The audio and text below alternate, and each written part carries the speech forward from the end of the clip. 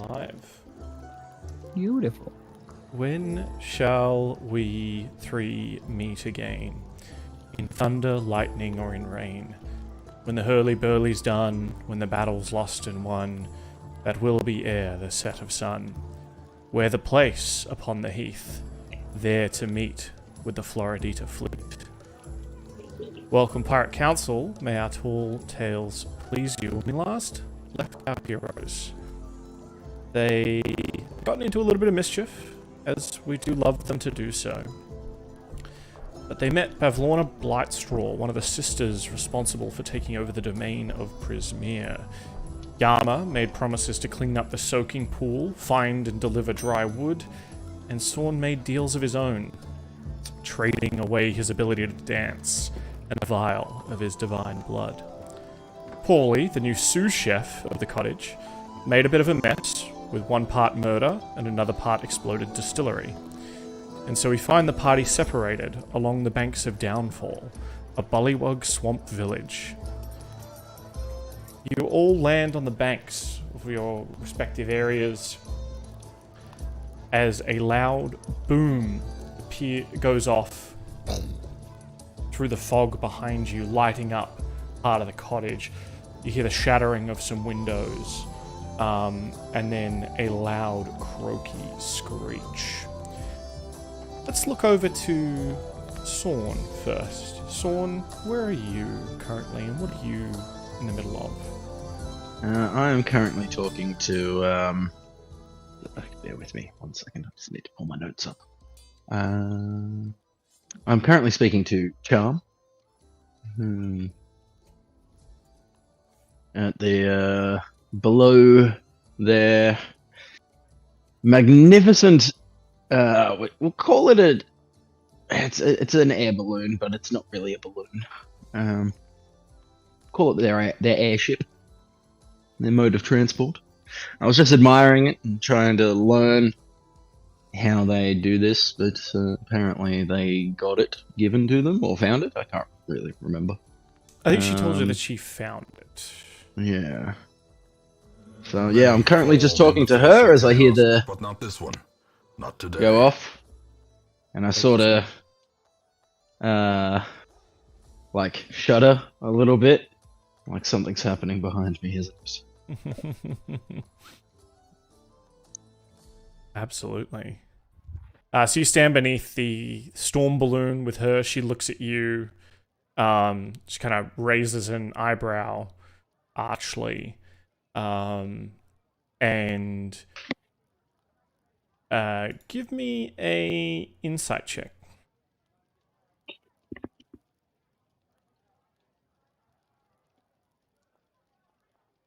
That's an 18. So on an 18, you see that there's a small smile that cricks up at the edge of her lips, and she kind of looks at you knowingly. She knows that this has something to do with you and your friends. She has seen through. She seems like a bit of a smart cookie, and she looks down at her shadow, which is now attached to her feet on the swampy ground here. And you notice her shadow, without her moving, kind of shrugs and then points, and she nods. Charm nods and says, "Well, we'd better get going. It's lovely meeting you, Sorn. Perhaps we'll run into you again in hither, thither, or yon." And then she says, Bauble, Trinket, ready our departure. Quickly, just 1 second before you go. Mm-hmm. How did your shadow do that? That was quite cool. It's a small magic. A gift. Can I insight that? Yeah. Never mind. That's a 1. Sounds really easy. Oh yeah, small magic. Cool. I'd love to learn that. Maybe I'll when I see you again, I'll ask more about that. That seems pretty cool. Feel like I could probably win over some folks with that. Yeah, she looks down at your absolutely mundane shadow, and says, "Very well. And you can see that Trinket and Bauble are kind of running around, pulling lines off and stowing things away, and you hear the clattering of them putting away all the little things that they had out on the benches there as they start battening down the hatches in the sort of small shack that is below the storm cloud, and readying for departure. You look around and see a number of the bullywogs in the area have all kind of looked off into the distance,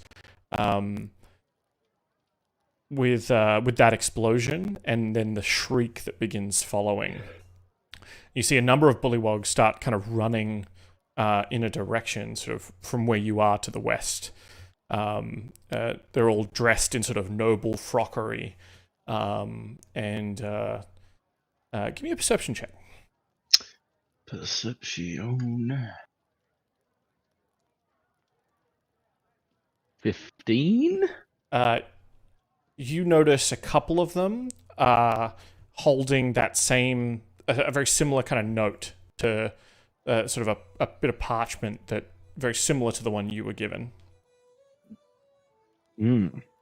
Revolution begins. Okay. Where does follow Sorn start them. going? You start following them? Alright, you start heading out west. Katie, let's have a look at what Karu is up to. Where is Karu? I've put him somewhere, but you can override that if you like. I think Karu was gonna go to the jail. I think that's where he was headed. So I can't remember her name, but one of the people was jailed while everyone else got away. So he was gonna go and check it out. That's right. So you are in the jail. I'll put you there on the map. Rising from the soggy earth is this sort of sturdy wooden hut with an open doorway on one side of it. And you can see at the back of the hut are two holding cells. Thick mangrove roots serve as bars, with a small round door closing off each cell. The floor of one cell is covered with several inches of stinking water, and the other cell holds a figure in rags slumped against the brick wall. From your time here, you know that this is Wigglewog. She awaits justice for having helped Sir Talavar escape. I go up to the bars. I'm like, "Hey, Wigglewog, how you doing?" She sits up. The rags move, and you see that there is a toad creature beneath them. And she kind of looks up at you, blinking those big frog eyes at you. And she says, the king's pet, have you come to gloat? No. Came to see how you were going. And why would I gloat? I'm a pet. That's weird. These are kind of and he shows off he's got Oh yeah, describe to us what Karu looks like now, because he looks a little bit different than last time we saw him. He's got these ruffled cuffs attached to his wrists, and also almost those I can't remember. The Shakespeare old frill. the big frill neck lizard thing. He's kind of got that, and then he's got them on his wrist, and he kind of shakes them. He's like, these are. I mean, you could kind of consider these cuffs, right? I'm really hoping there's frills on each tentacle as well, they are. They are. Yeah, the tentacles are doing it too. Yeah. It's these are almost like cuffs. I'm not a free agent here. I am still his pet. I just, I heard you were locked up and wanted to check in. She says, well, I shall prove myself in the proving grounds and be out of here soon. With that, she and you have obviously heard the explosion as well in the background. She says, I will probably be out of here. I may even be out of here sooner. Maybe. And then Karu, under his breath, is like, did they change the plan again? Is that what that was? So You can certainly hear the plap, plap, plap, plap of froggy feet in mud. Sounds like a bit of movement is certainly happening outside. the cell that she's in, like, it doesn't look like something Karu could like open.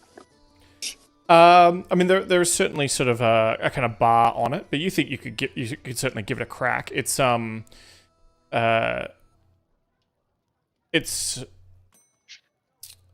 is it? It's sort of mangrove roots. So you think you could probably, with enough strength, potentially pull them out from the wall, pull these roots out. This isn't like iron bars or anything. Yeah, can I attempt to do that? I'd like to attempt to get her out. Yep. Give me an athletics check. Sure. Do you want to describe that to me? He kind of like tries to disguise that he maybe just gave up half. Like he tries to disguise like he's like, oh, I changed my mind actually. Like he's like, I was grip with the frills. yeah. He's like, because the rough's in his face. He's like, yeah, you know what? You'll probably get out by yourself. You're fine. I'm gonna go check out that explosion, eh? Yeah. Bye. She stands up and still she bows to you as you leave. Oh, don't do that. Remember, I'm just the pet. And he leaves. And I'm gonna head to where that explosion was. But I'm looking for that guy. I can't remember the guy's name, but I'm looking for that guy that I had that very animated conversation with the other week. Yeah. Give me a perception check as you step out into the throng of people headed towards the main royal court. I'm so good at those. 7. Okay. Despite moving in the same direction and despite him easily standing out from the crowd, you do not spot Sorn heading in the same direction. He's sort of ahead of you. Yeah, I'm not expecting to see him there. So like, I see like a tall drow-like figure, and I'm like, nah, that can't be him. What you do hear, and Sorn, you start to hear this as well, is kind of the buzzing of what sounds like insect wings from deep within the gloom of the fog where the cottage is.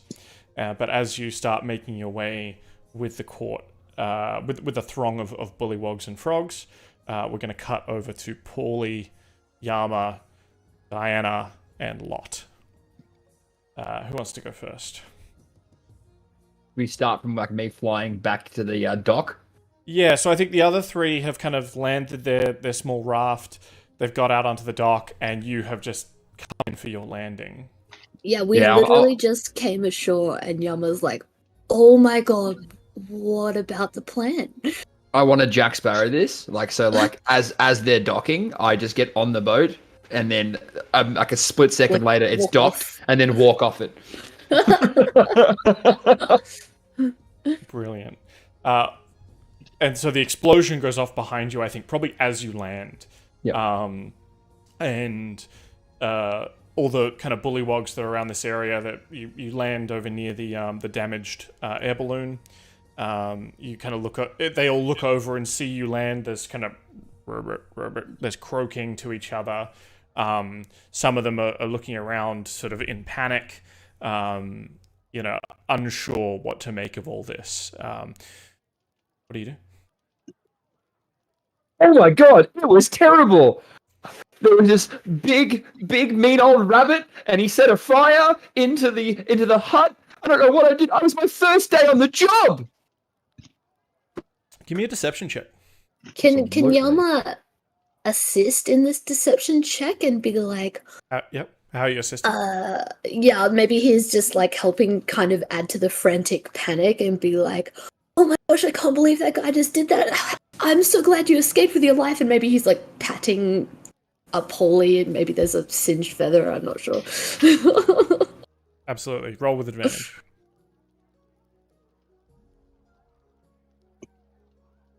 Oh, one was a 1. The other one, though, was a 19, so 25.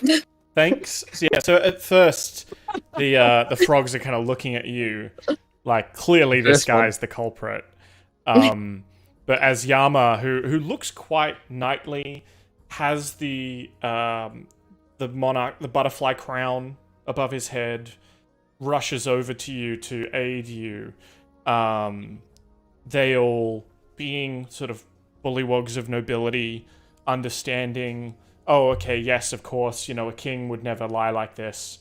You know, sort of take you at face value, and some of them come over to kind of offer some assistance, you know, offering you sort of wet cloths and things like that if you're, you know, because it looks like you might have been seeing the store. I do take the wet cloths, like I dab it on my forehead, you know, and then thank them profusely, and then make sure to describe the rabbit with the very long scarf in gross detail.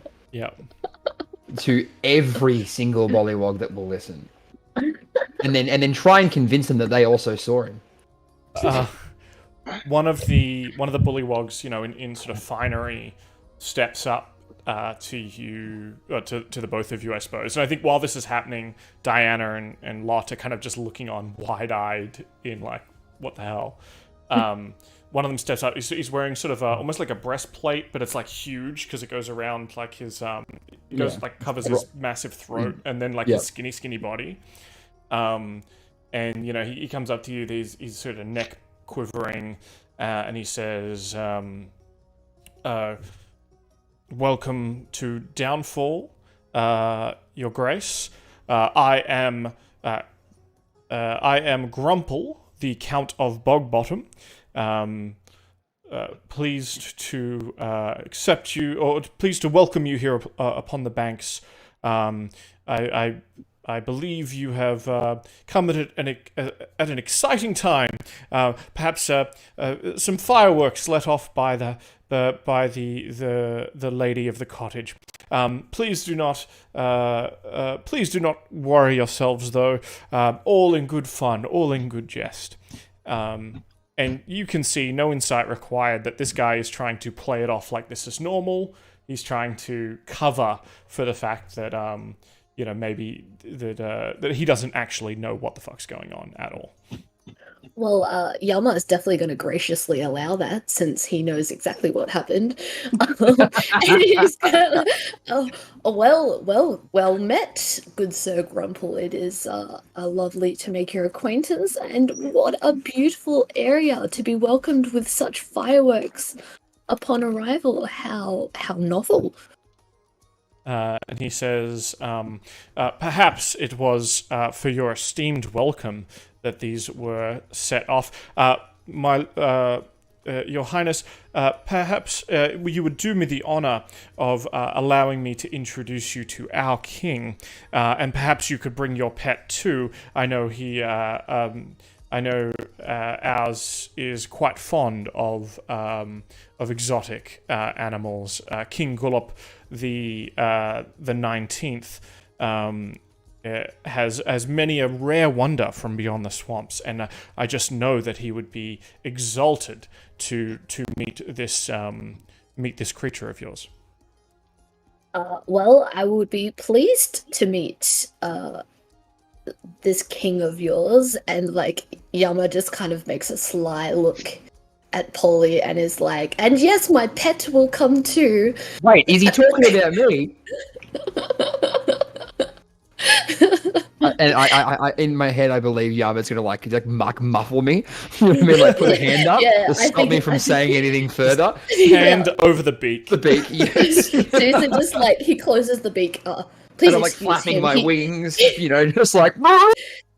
Excuse me, he's quite excitable, but physically gesturing like in every way that I can. He's like, this is definitely my pet, and I will not be sharing, but I am very pleased to make the acquaintance of your king. Please lead on. Excellent. As you start walking, you also start hearing the buzz of these tiny wings. And they're coming from the cottage. There's been this sort of a loud shriek, and almost like the sound of wasps coming out, and you can kind of see small figures fanning out through the fog, sort of coming out from every direction around the cottage. And there are these small. Let me find a picture of them. They look like little frogs. They look like actually miniature versions of Bavlorna, but they've got kind of little wings on their back as they float around like pixies, and start fanning out in every direction. They appear to be looking for something, or perhaps someone. Ooh. Yes, let us go forward to the king. The bullywugs. How strong are you? Very strong. Right, I'm gonna perch on your fucking shoulder. All right. I'm gonna make a strength check to make sure that it looks really normal. I think a 21 is good. You're able to, especially with a full plate armor holding you upright. Pauly, you dig the talons into the shoulder. Oh, absolutely. Yeah. Yama just makes a tight smile and maybe reaches up and pinches one of Pauly's feathers and pulls it out. The frogs here lead you past the damaged balloon. As you may remember, this balloon's bladder is kind of sagging at irregular intervals, and there's a couple of bullywugs around it, sort of on ladders, sewing pieces up. Oh yeah, is Cloppington still naked? She was given Sorn's jacket. She's wearing Sorn's jacket. Cool. She is clothed. Yeah. Yeah. But she's walking with you, but kind of a little bit, barefoot in the marsh. Hasn't been used to two legs for some time. So I think Lot is kind of helping her walk along, and kind of, the oversized jacket around her, almost looks walk of shame-ish, like the being led out through this area. Are there any stores on the way we can buy some clothes? We shall see. You start making your way. You're led across this row of boulders, spaced a couple of feet apart, that forms kind of a walking path. And the Count, kind of, with his walking stick, he clearly doesn't need it. It's an affectation that he has. So holds it up and kind of hops from rock to rock. And one of the rocks kind of stirs and starts standing up. You realize it's some kind of, not earth elemental, but some kind of sort of creature made of rock. And he just bonks it on the head with his cane, and it kind of settles back down again. And he leads you out past this burnt out factory. Let me just move you up there. I'm gonna whisper to Yama, "That one wasn't me." What do you mean, the explosion? No, this one wasn't me. I'll trust you. This wooden structure stands on stilts above the lake, and it's topped by a steep conical roof made of thatch, but there's sort of smoke curling up from a hole in its apex. The windows are blacked out, and the air carries the smell of burned wood. And you can see sort of as you make your way around it, there is sort of a clothesline attached from it to the cottage in between. You're led across this plank bridge, which spans an arm of the lake. Are they like heads? Yeah, on one side, Oh my God. you see bullywug heads on spikes. That's dope. One of them even has like one of the neck ruffles we described before. One of them has like a monocle still on its dead head. And there is a single figure sort of sitting on the edge of the walkway, just sort of with his legs dangling off,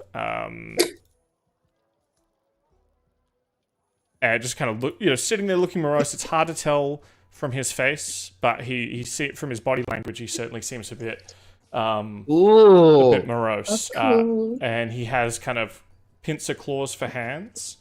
You realize that he has wooden legs, and he's essentially a scarecrow, but with a gourd for a Definitely head. alive though, right?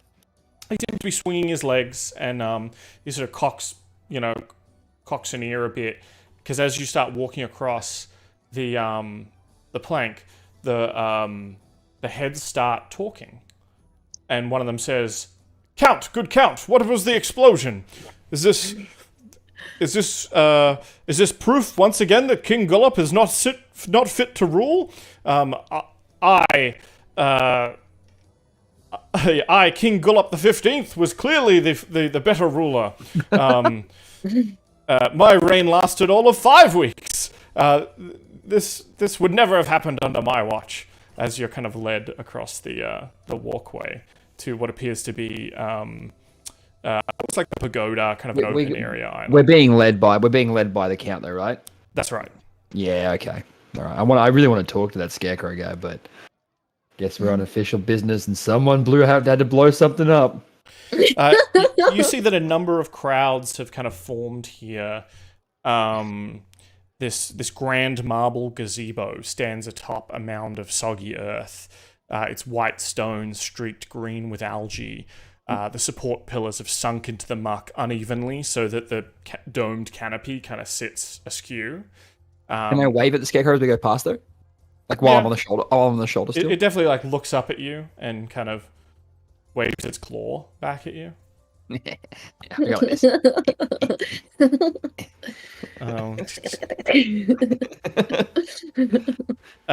Short steps ring the gazebo, leading to a raised floor where bullywugs dressed in shabby clothing lounge on pillows. Among them, there's sort of a harpist bullywug harpist that's playing beautiful, mute, delicate notes, and it kind of mingles with the murmured croaking of the gathered nobles. On a dais, there's sort of a flabby bullywug wearing a crown of woven lily flowers, sitting on an ornate throne with his legs folded under him. He has a large leather-bound book open across his lap, and his mouth is sort of reading, but you can tell he's reading because he's having to like mouth the words silently as he attempts to read. And he looks up and says, "Oh, Count." And the Count says, "Yes, I am here to announce." And the Count turns to you, Yama. Before he does that, to announce, I'm going to cut in, do like a flourishing flip, and then I'm going to announce the king. Very good. You step in. The Count says, of course, please be my guest. He wants to be seen next to you, though. Like, he kind of still edges in to, like, be seen. I'm going to flutter my wings so that way you can't see him. Just, like, angle it. And every time he tries to, like, stick his head out, I'm going to cover it again. Like, whilst doing this. Yes. Yeah. And you do see a number of, like, bullywug knights, like, guards, clearly. They sort of stand at attention at this as you arrive. As you enter and you begin to orate, what do you say? Announcing His Royal Highness, the Excellent, the Majestic, and then goes through about 30 to 40 different ways of saying how awesome my king is, and then ending with His Excellency, the Monarch King, Yama. There you go. Excellent. Can I like roll a performance for that bad boy? I want to see how good it is. Yeah. Believe in me. It's a 14. So it's okay. It's not your best. Yeah. Okay. I'll write notes. Okay, I'll take notes. You're too distracted by the other frog trying to poke his head out. But all the frogs sort of on cushions and couches, and you can see one on the throne that's sort of stroking.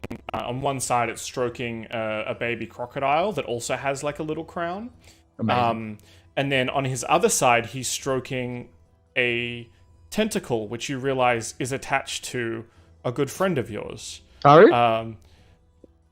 You look up, the tentacle like goes up into the dome, into kind of the roof area. Now that you're inside, and your eyes pan up, and you see someone who has obviously parkoured their way up there and is now lounging in kind of the slats of the domed roof. You have a quick look around. Sorn, where are you in this court? How did you approach, and kind of where would you have situated yourself? Probably be standing outside, but like Here's my token. Yep, my token's coming. Standing like complete opposite side to like directly opposite where everyone else is coming from, and I just kind of point at them, and I'm like, and then wave.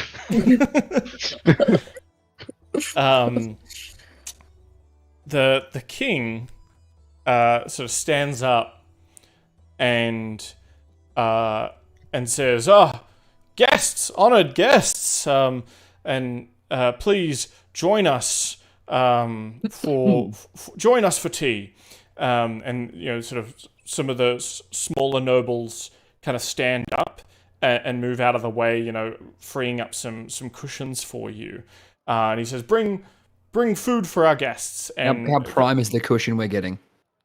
Oh yeah, like you're right in front of like the circle with him. All right, good. Cushion placement's very important in these situations. Cushion placement is very important. Let me see. I've got a photo of King Gulip the 19th. Here we go. Oh my gosh, so cool. With his little crocodile. This and he's crocodile got token? sort of an Ooh, advisor. nothing like the crocodile in the picture. The Crocodile's picture so crocodile looks cute. kind of friendly. The token looks terrifying. It's so big too.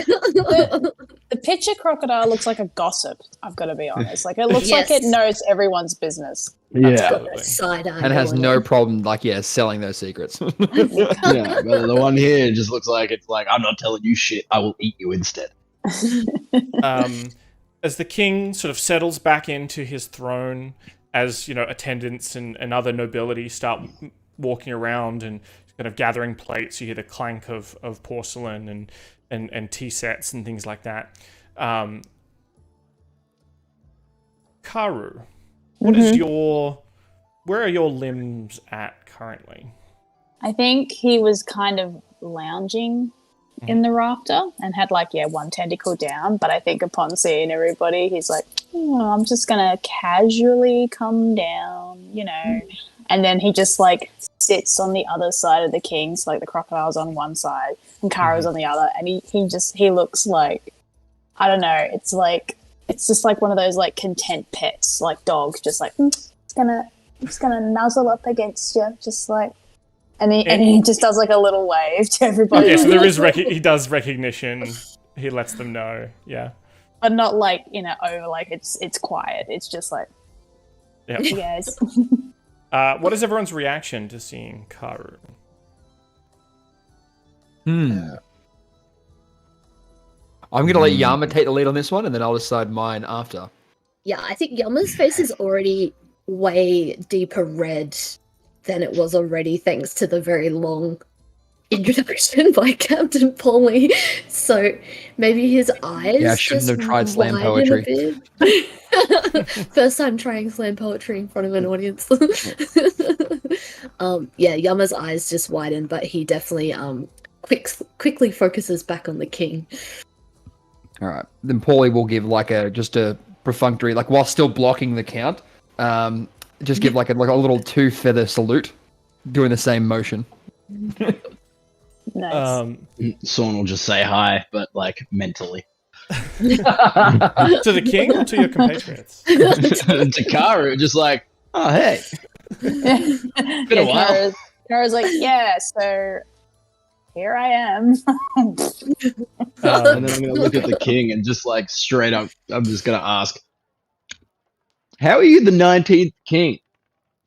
Oh, I'm King Gulip the 19th. My grandfather, King Gulip, his father, King Gulip. But there have been other kings. How does succession work here? Is it through your blood or Well, yes, you guys only just those, keep killing each other? Only those fit to rule. We had, of course, King Ufgumk was a terrible ruler, and he was deposed. He brought us very bad times, but the swamp has been moistful and croaking ever since I took my reign. And then, all the other nobility are yes. And how Do you how think long has that that I been could for? be a king? Sorry. One of you two people spoke. You go first, Sorn. Do you think that I could be king? I look at me. look at me, really. He looks at you, sort of disdainfully, sort of looking down his bulgy eyes at you, and says, "I'm sorry, you were not introduced. Is he with you?" And he looks to King Yama. "Who is this interloper? Is he part of your party?" Shit. Please No, tell me that's in character. Just shit. Yeah, no, he just shit. No, I do not know this man. But anyway, King Gulab. That's the safe answer. To be fair. Yeah, he's going to then like redirect his attention back to him maybe. And King Gulab, I have come to pay you treaty with my pet here, Captain. A pet captain? I've never seen such a creature. Of course. Well, yes, his I name him Captain, but of course I run the ship. This is Ribble, and he motions to the crocodile, who kind of just lazily puts one eye on you, obviously grinning mirthlessly, as all crocodiles do. And this is a new addition to my exotic collection. This is the deep sea kraken elf, and everyone's like, "Ooh!" And you can see Karu just going like trying not to laugh. Like he's pulled the neck ruffle up over his mouth to just like hide the fact that he's giggling. Yama kind of snorts and then joins in on the ooh a little bit late. Well, how new is this deep sea kraken elf? I have never heard of such a thing. How exotic. He says, "Well, we came across this one, and I, being of course of royal blood, was able to tame this wild beast. It only listens to me, but don't let its languorous features fool you. It is quite fierce when roused." I don't doubt it. I saw how easily it lowered itself from the rafters. And what do you do with these pets? What do you intend for them? I'm so curious of a fellow pet collector. Well, of course, looking at them, feeding them, teaching them tricks, I think he pulls off like a small tray, some sort of small freshwater fish, and like he's like, here boy, and throws it up in the air, for you, Karu. How do you deal with that? I intentionally smack it so that it hits the crocodile in the face. Yeah, so a tentacle lances up. Like A tentacle lances up, hits it like an alley-oop. Just it lands on top of the crocodile's snout, and the crocodile, for a few seconds, does nothing, and the whole room is holding its breath.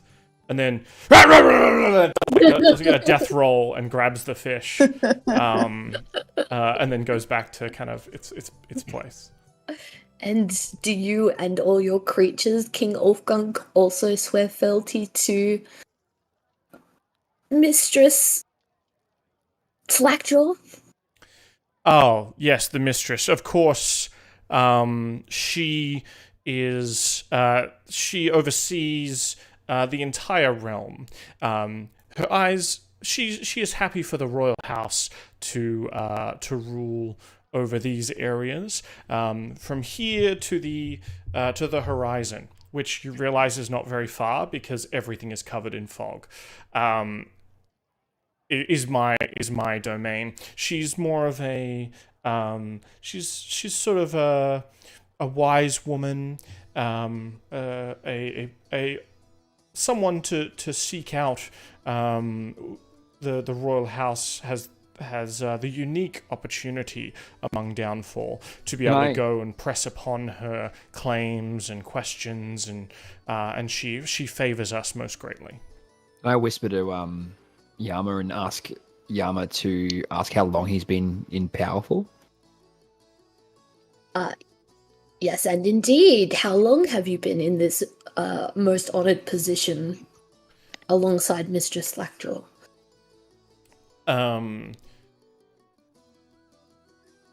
I have been the king of Downfall for many an age. Tadpole and Bullywog. I was born to rule. Of course, I only came into ruling some weeks ago, but There we go. That's what I wanted. Perhaps, though, you could help me as a monarch to monarch. We could help each other. Oh, well, indeed. I am most curious about what you have to say. I had intended to visit the mistress, but it seems she is quite busy, and we have some time. Perhaps one of my trusted knights could escort you over there. And he kind of leans in a little bit and says, leans into you, Yama, and says, there was some recent unpleasantness, and I do not wish to incur her wrath. Perhaps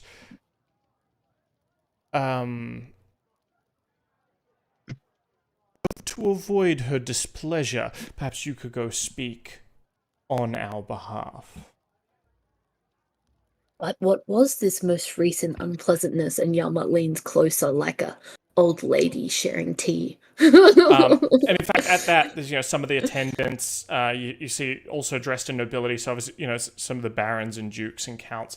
The count who brought you, have it seems to be this. There's no servants really here apart from the sort of guards outside. It's the nobility that it's such an honor for them, and it's their way they make their way up in the world to kind of wait on the royalty here.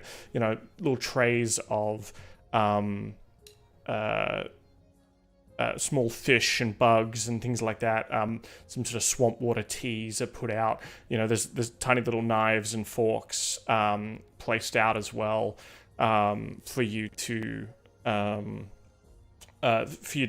eat the food with. Pauly, maybe not terrible food for you in terms of it is bugs and slimy critters and worms and things like that. For everyone else, perhaps you certainly look over and Lot is looking at it like, no, I'm not touching that at all.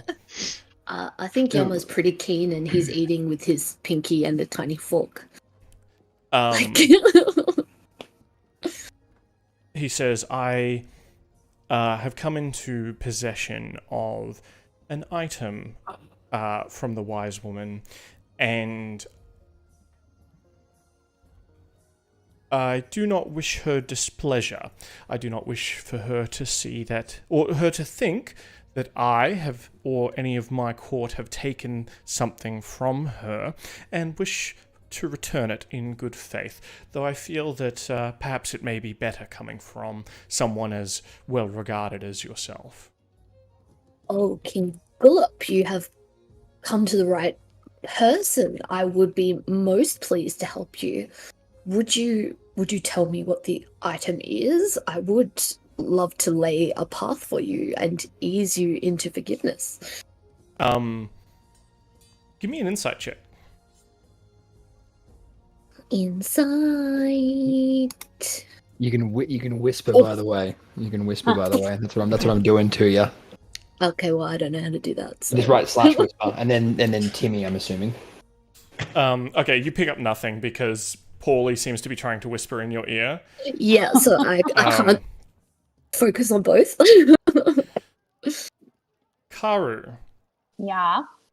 You make eyes with a duke who is putting together a plate of delicacies. I was going to say, does he have a plate with a knife on it?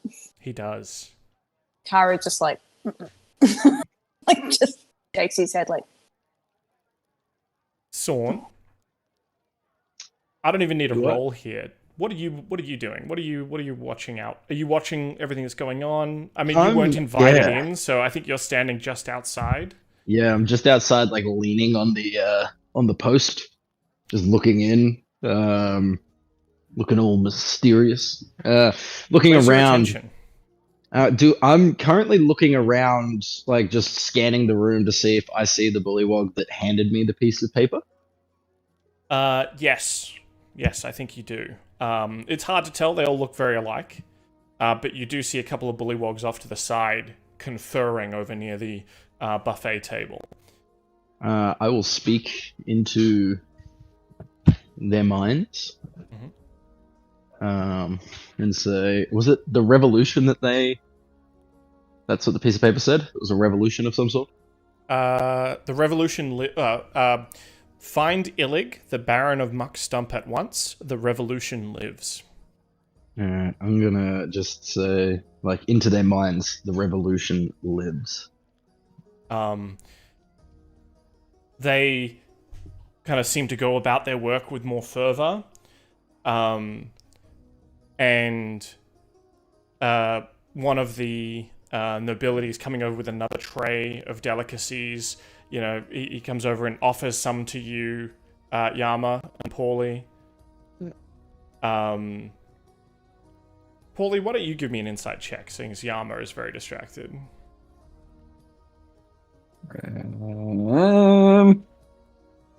19. Nice. You see that this bullywog, as he kind of holds the tray out to you, it's got sort of little mussels and oysters and like a shucking knife and like, a little oyster fork and some little trays of little condiments and a little bowl of worms and things like that. He seems a little nervous, but he's not scared of you. Okay. But he offers you some swamp delicacies. There's a small thing of what appears to be like a caviar, a little dish of like little frog's eggs or All right, can I... so what? Like, he's nervous, but he's not scared of me, right? Yeah, on a 19, I think you can definitely tell that there's like a nervousness coming off him. Nervousness about feeding us food? I don't think you're that clued in with a 19. You can definitely feel it, but... Yeah, Okay. he's nervous, but I would say not scared. I am going to grab 2 of them and say thank you, and then I'm going to try and feed... I'm going to feed one to the crocodile. Okay. Can I say that Karu gets up and actually goes over at this point? While Pauly's getting like stuff, he just kind of like gets up. And I can imagine like Karu's a bit weird. He's quite tall amongst all these frogs, and he just kind of like suddenly stands up, walks over, and he walks and he doesn't look at Pauly. He just looks straight at this bullywog, and he's just like, no. And then he just like takes all the food off the tray and goes and sits back down. He sort of freezes when you come up to him and you take all the food off the tray. And all that is left is the shucking knife. Yep. And you see his hand grab it. And as you turn back to walk towards the king, he follows you. And all of you you can see this happening perhaps in slow motion. He seems to be readying the blade behind Karu. Can I like cast? Yeah, can I definitely react? Can I react in that time? Sure. Like, just do it. Like, I guess. So he's about to like stab Karu. That's what we can see. He seems to be readying a blade. Yep. Gonna stab him. Okay, we're gonna do an initiative just contest to see if he gets to do what he does before you are able to interfere here. Wait, would he be standing here? Sure. Yeah, let's move this. Yeah, so I can't see what's going on. And I'm just like, I just see Karu and I'm just like standing there waving. Can I jump in on the contest as well? You can maybe give Pauly advantage if you want. So if you're assisting Pauly, or if Sure. or depending on what you're doing, I guess. Well, I'd planned on casting maybe Compelled Duel on him so that he has disadvantage if he goes to stab Karu. Yeah. The just the other thing that when I was walking back is that my tentacles are just like sort of like waving behind me in a way, like they're sort of like flopping on the ground a little bit. Yes. Yeah, and I've just got all the stuff in my like. Your hands are full. My hands are full. I am throwing them at the crocodile. Yeah. Which I actually think the crocodile and I don't like each other, but at the same time, we get it. Like, and the crocodile appreciates that I've got things that can grab things. So, like, I'm just throwing the food, and the crocodile's like, yeah, cool, thanks. You're humiliating me, but give me the fucking food. Like, so yeah. So that's what I'm doing. So, Pauly, you, I think, definitely outspeed this bullywog. He's so focused on his task that he doesn't see you standing up from your cushion behind him. What do you start to do? I want to skewer the hand with the shucking knife in it. Okay. Roll me an attack roll. Like quick draw, like the talon out, and then just like that, Yeah. Just straight riposte.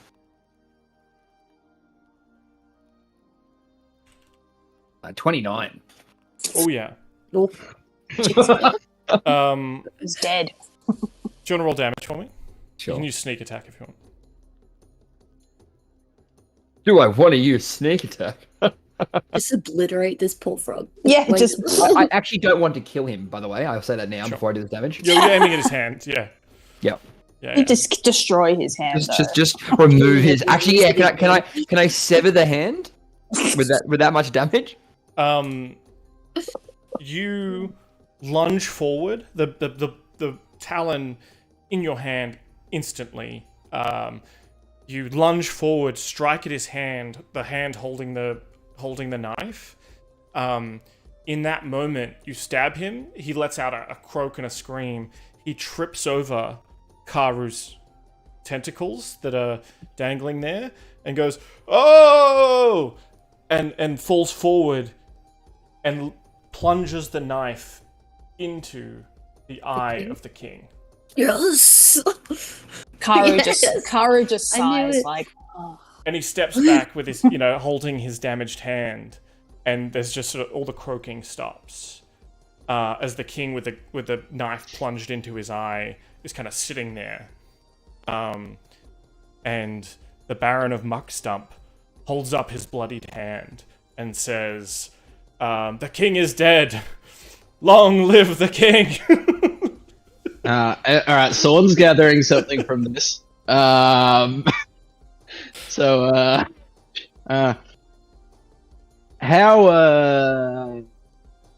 How safe would I be in assuming that succession is ruled by whoever kills the king? Excellent question. What do you think that'd be? Maybe a history or an insight? Just hurry up and put the crown on your head. Yeah, whoever gets the crown it's- first. Yeah. So Yeah, while I'll you're go making an insight. while you're making this sort of internal decision, or this internal calculation, I guess, of where this civilization is at, I'm going to guidance myself on this as well. the king is kind of flailing about still, but kind of, clearly losing a lot of blood, and kind of dying That's a rapidly. 15. What's the crocodile doing? Because I think Karu's just like on one side still with half a armful of oysters, and he's just looking at the crocodile. Like, what's the crocodile's reaction to this? I think the crocodile is actually give me an animal handling check. Timmy, we're on the same page. Okay, good. Yeah, you're not sure. The crocodile, like, the next piece of food you throw the crocodile, it just kind of bounces off its face as it kind of turns to look at what's going on. But it doesn't seem to move currently. Yeah. Can Yama start making moves to go like rifle through the king's stuff? Well, I'll address Sorn first. So Sorn, with an insight of 14, you look around at the reaction. Also, +1 from my guidance as well. Yeah. 15. So 15, excellent. you look around and kind of get a read on what's going on. You're from a civilization where a lot of this is maybe very familiar to you. This kind of backstabbery, pageantry, succession. In the drow city of Menzo Baranzan, houses would go to war very often. Houses would climb through the ranks or be obliterated completely by the machinations of the matrons who led the house. And many matrons got there by murdering their own mothers. You see, as you look out, you can definitely tell that there are sort of two factions in this room. As half of the bullywogs go to like rush forward to like either grab this guy or help the king, and the other half produce weapons and try and hold them off. Okay, I am going to look at this guy that's just stabbed the king in the eye. Yep. Gesture at him, look at everyone else that I know in the room, and then I'm going to utter something, and I want to cast a 3rd level Mind Spike on it. Okay. Yep. on Illig, the Baron of Muckstump, now King Illig, the King of Downfall. Yeah, I'd like to think that Pauly did 27 damage to him already. Mm-hmm. So, yeah, that's a DC 16 Wisdom save. Okay. Wisdom.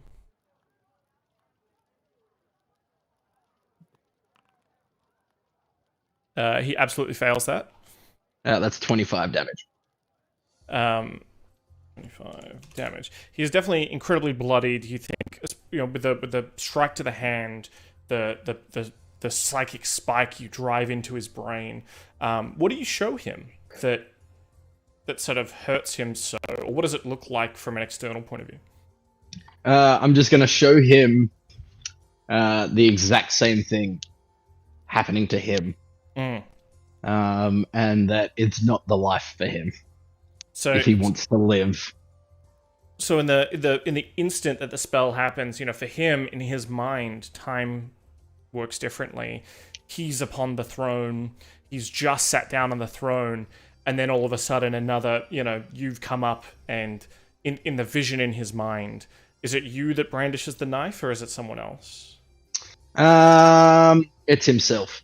It's himself. So there's sort of a younger version of himself that walks up and plunges the knife into his brain, and then he relives that moment over and over again, thousands of times in the span of a second. And he kind of holds his hand up to his one of his big eyes and kind of clutches it and wheels about. He is not dead from that, however.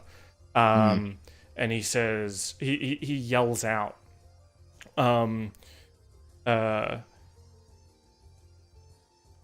with the old regime!"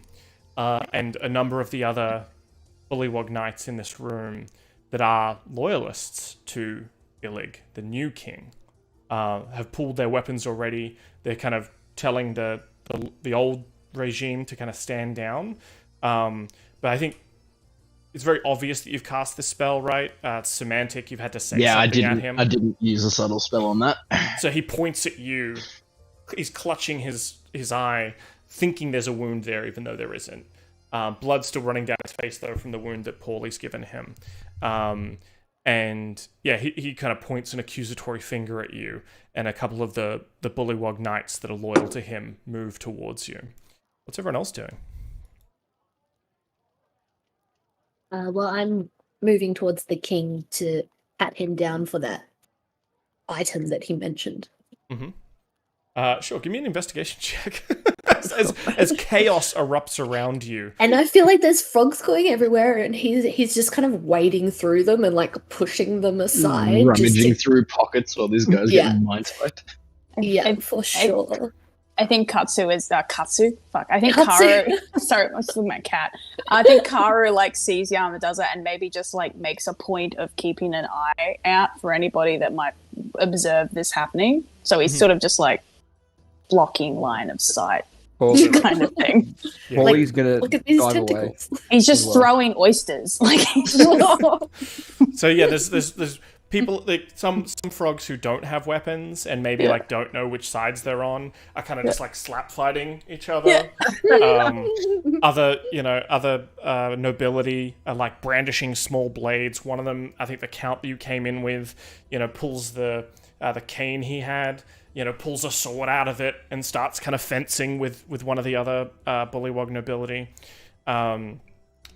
And Yama, you rifle through sort of his possessions. Actually, on his throne, kind of he was sitting on it, is a book, and you instantly realize that this is the item he was talking about because it specifically says it's like a sort of like a diary. It's very obviously a diary, and on the front, you open up the sort of inside page, and on the inside cover. It says Bavlorna's Big Book of Bad Blood. Oh, this is the book. Mm-hmm. And you see, you kind of you rifle through some of the pages before pocketing it. You can see on a 19, you see that there's sort of very detailed on every single page people who have displeased her, and it is spelled out in minute detail how they've displeased her and the kind of things she wants to do to them.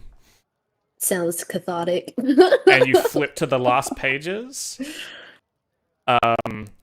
Red bird. Feathers. Red and yellow and blue feathers. Kind of a bogan accent.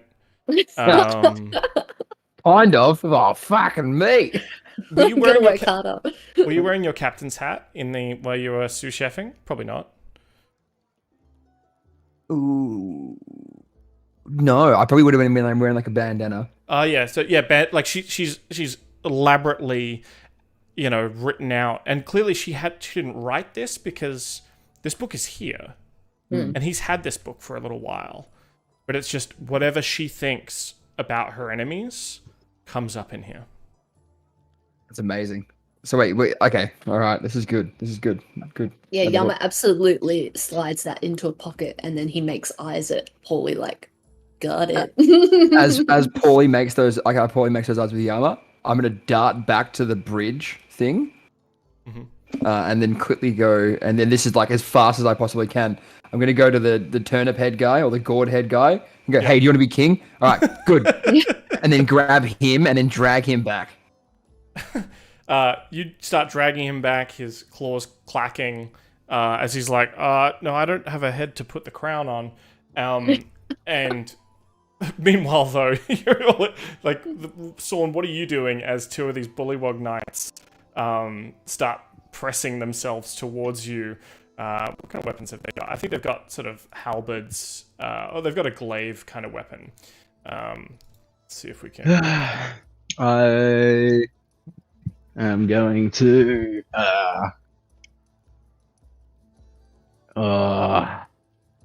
They look so cool. I definitely thought I was going to kill that guy. They're Now pretty I'm hardy. a I little mean, they are nice. Yeah. I'm a little bit lost now. In a booming voice, Sorn's going to go, you dare move towards the Shadow King. Ooh. They're kind of like walking towards you, glaives raised, and kind of like croaking at you. I need you to make a wisdom saving throw, but it is a charm effect, so I think you might have advantage on this. Yeah, I have advantage against charms, yes. Yeah.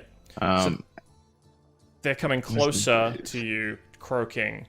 Make me a DC 12 wisdom saving throw. 19? 19. Perfect. Yeah. So you can feel that their croaking is somewhat hypnotic as they come towards you, but thanks to your Fey ancestry, you shake that off. Can I try and zip between them Sure.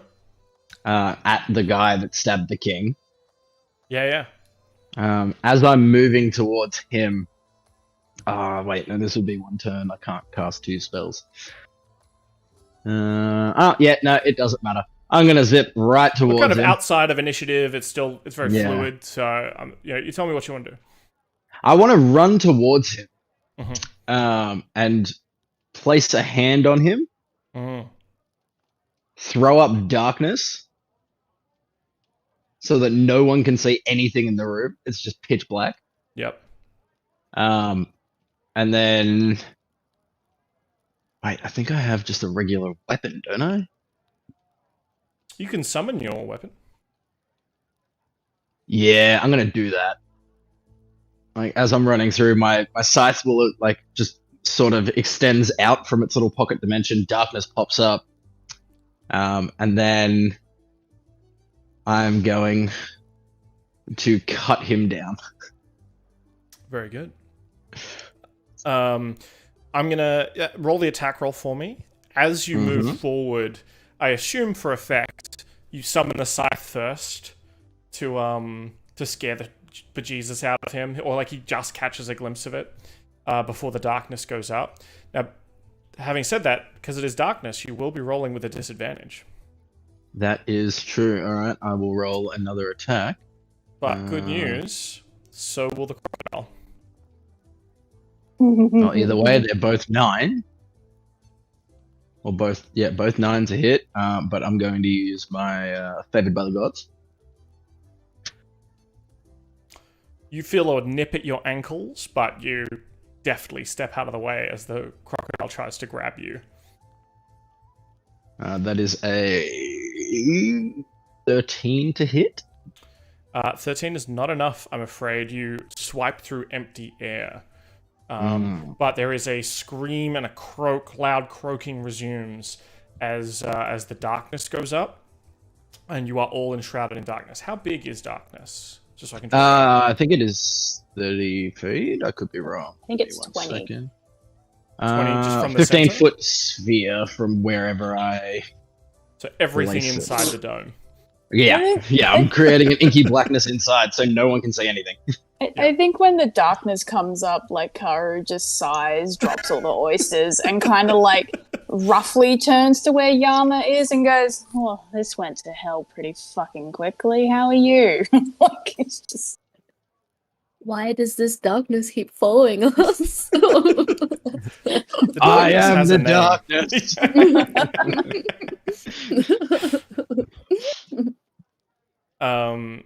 The Bullywog Knight is going to try and blindly, or the now king is going to try and blindly attack you, Sorn, in the darkness as well. He sort of felt your presence approach. Do I have a hand on him? You kind I of wanted know to where grab him so he would know where I am, so he can roll without disadvantage. Oh, sure. If you wanna just Yeah, open that's what yourself I up wanna like do. that. I know exactly what you're trying to do. Let's see. Attack with normal. I assume an 11 does not hit you. Damn it! No, it does Both not. of his attacks flail at you wildly, and you just don't even he's just missing you completely. He's used to fighting different shaped opponents, clearly. And he's very scared of this darkness that has come up. Yama, what do you do as soon as the darkness comes up? I think he starts maybe reaching out towards Karu, hearing his voice, and then maybe just like edging out. I don't know. He's just like Karu's definitely like tentacles are kind of like doing this. Where he saw Yama, so I think at some point Yama's just like, stop slapping me, Karu, I'm right here. Okay, let's get out of here. Let's just leave in the chaos. I think the door's this way, and then Karu just kind of like, because he's been in this room a lot, I think he just tries to remember roughly where he was standing, and then the direction of the door, and he just kind of like muscles through. I don't think we'll need to roll for this again. I think Sorn, by this stage, you know exactly where he is. Yeah. You've put the hand on him. Scythe comes in, and you're able to kind of split him in half. As the rest of the frogs have kind of the bullywogs have kind of vacated from the inky marble. They're all, some of them are standing around, some of them are fleeing. And those of you sort of outside, you see Pauly as you drag Clap a Claw. I want to drag the claw guy into this inky blackness. He's trying to resist you, because he's like, no. He doesn't want to die. Give me an athletics check.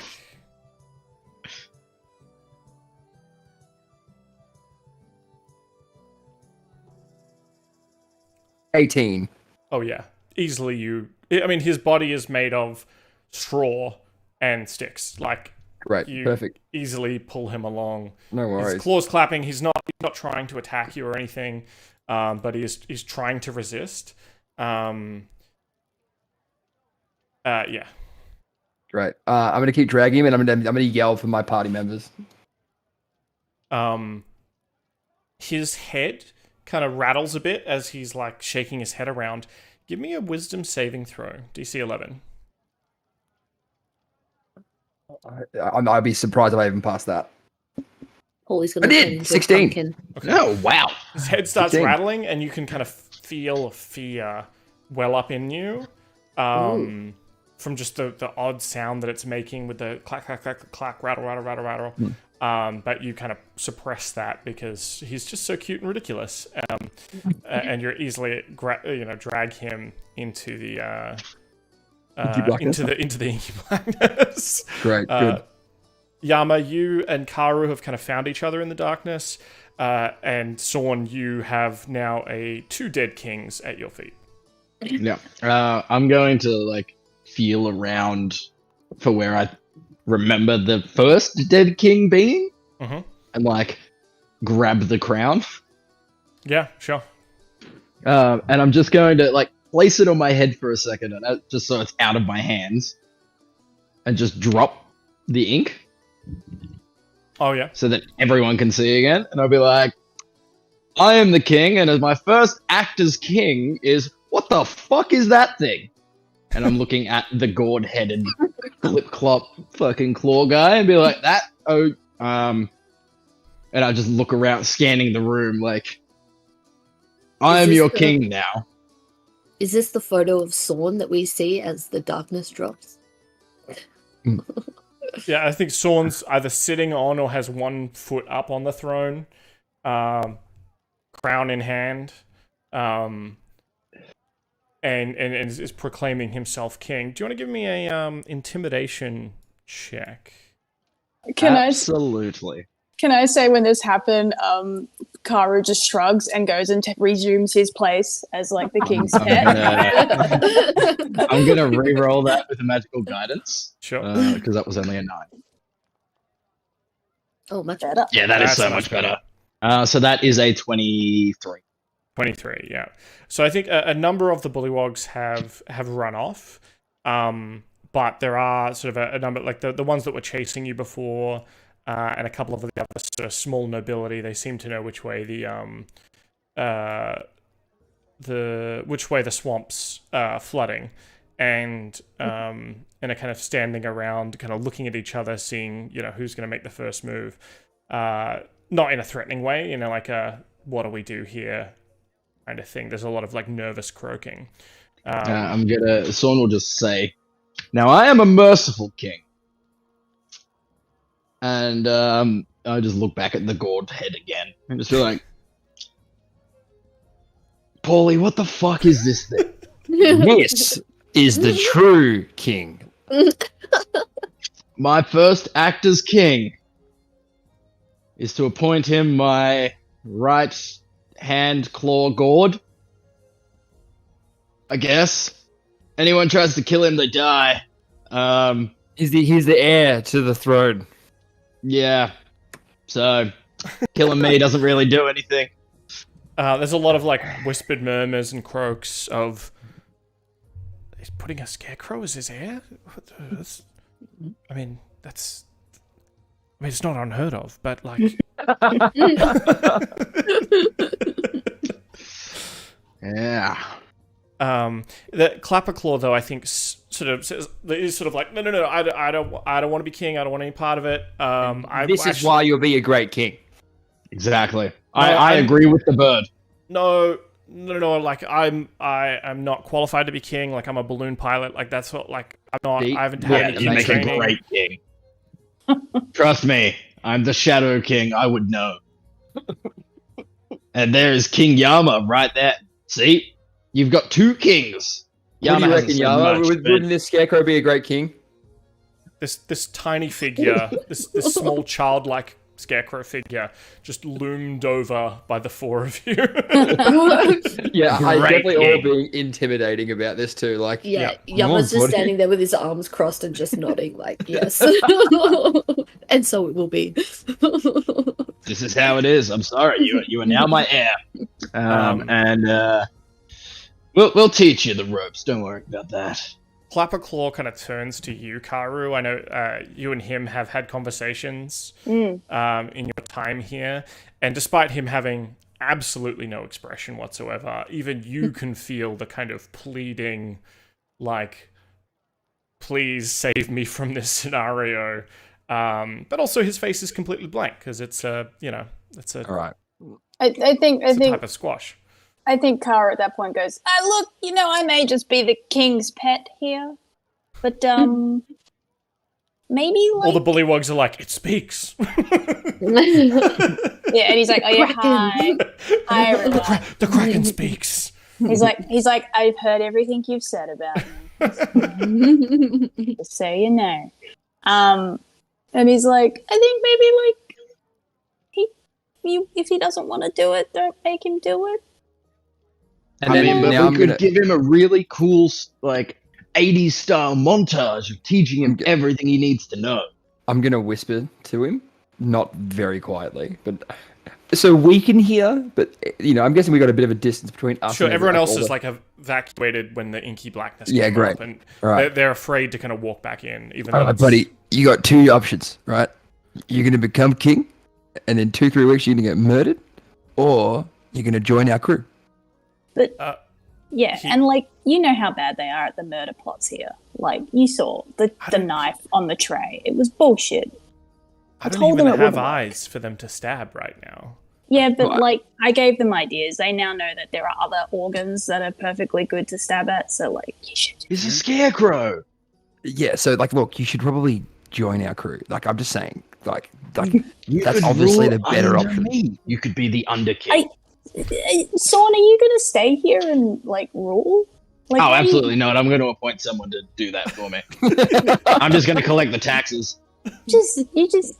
it looks great at the end of the financial year. I understand. Exactly. I need a good tax write-off. I'm the king This of is 3 micronations. Exactly. I've taken over a lot of land. Karu is internally debating, like, shit, maybe I should have just let them do their revolution. I don't know if this is better This is so much worse. for this strange place. But he does like to, is it Clackerclaw? Clapperclaw. Clapperclaw. He does say to Clapperclaw, like, yeah, like, you could stay sitting on that bridge staring at those frog heads for the rest of your life. Or you can maybe try and figure out how to get your head back. And you could do that on a pirate Wait, ship. you had a head? Yeah, he had a head at some point. Oh, I think. shit. Yeah, he turns to look at you, and every time he kind of turns to look back and forth as this conversation's happening, you can hear what sounds like a clinking and rattling in his head. And in fact, Pauly, I think you would, just based on your background and the kind of bird person that you are, you instantly hear what sounds like coins. Like not a lot, like it's a couple of coins. Like, and not enough to cut the purse. I understand. Yeah. Yeah. Hey, actually, like, Sorn, I love this guy too. I'm gonna kill him and take No. him.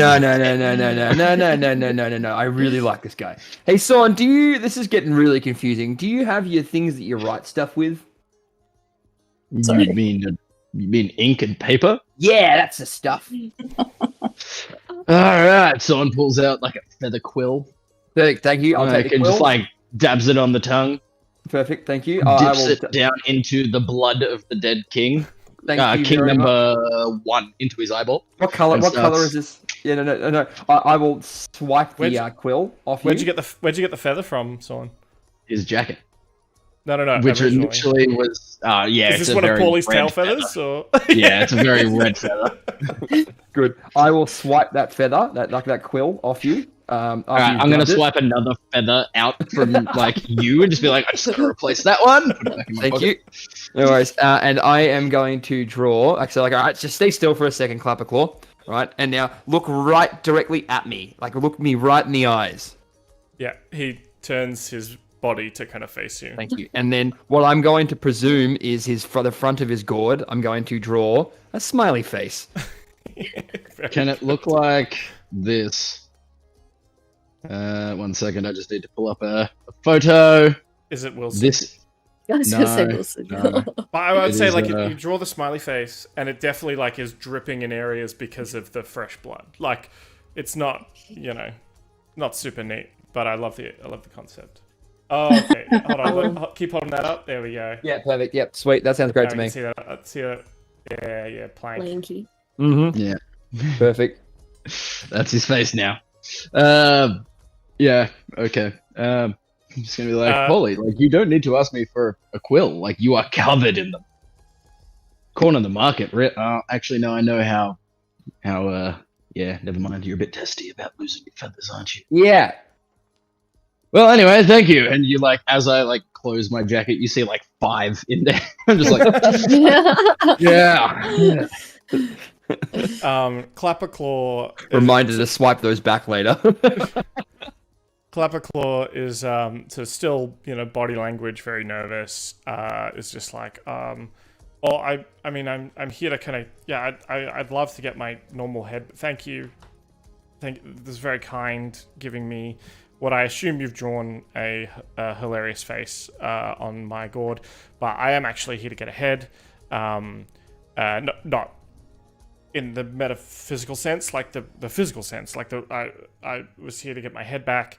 I had a really nice one, and yeah. So perhaps if you get that back for me, I'd happily join your crew, or maybe if you can just. Like, how nice was this head, and what did it look like? It was so glorious. It's like a stag skull. So it's got like the skull and then like the antlers. It was so much cooler than this thing, and it didn't rattle. That is Did I really see cool. that in the hag's house when I was uncursing things? Oh yeah, he did tell me that, didn't he? Yes. Oh yeah. I vaguely remember a stag's skull. That sounds familiar to House me just too. blew up. Yeah, I think you saw it in the That was in the living room, in the dining room. Sorry. yes, I think so. It was you definitely, one of you definitely saw it. that is so fucking burnt. All right, so I'm going to. I mean, if it's a cursed object, it's fine. I'm just gonna say, all right, my first act as king. Frog people, bullywogs, whatever you want to be called, go retrieve that stag skull from Bottom of the lake. Babby's house. And when they're all looking around, Actually, like, sorry, I will say you didn't see that. You didn't specifically see a stag skull. You saw some things, and you saw a horse skull that was cursed. yeah, that was Yeah. yeah. All right, well, I'm just gonna say, well, frog people, find his head.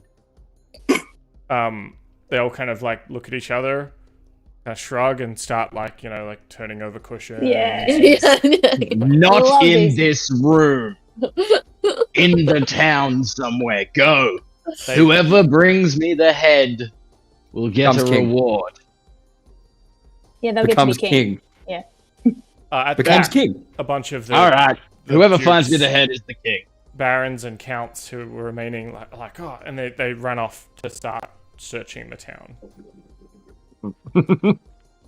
Guys, I totally, and Yama like pulls out this little like journal. I think I have Bavlorna's book of bad things that she mentioned and maybe we should leg it.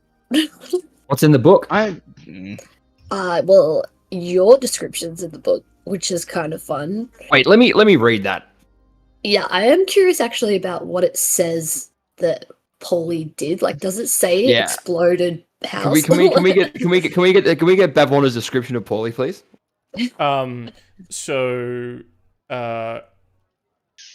she doesn't know your name, I don't think, because I don't think you used your name. No, not once.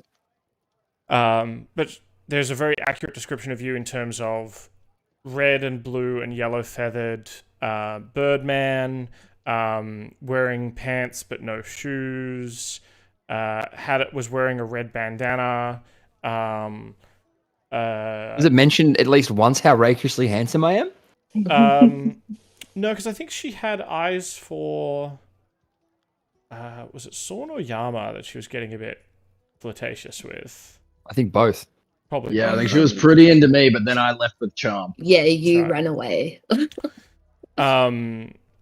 But she, it says, burnt all my hooch, Yeah, button. burnt part of my house, killed the only cook that I've been able to keep for the last 3 weeks. Yeah, that was an asshole. The heart is missing. Oh, I forgot about that. He will be strung up and plucked one feather at a time, whilst my lawnlings... he'll be plucked of all his feathers one at a time, and then my lawnlings will put each feather back in one at a time, and then we will re-pluck him one feather at a time, and then he will be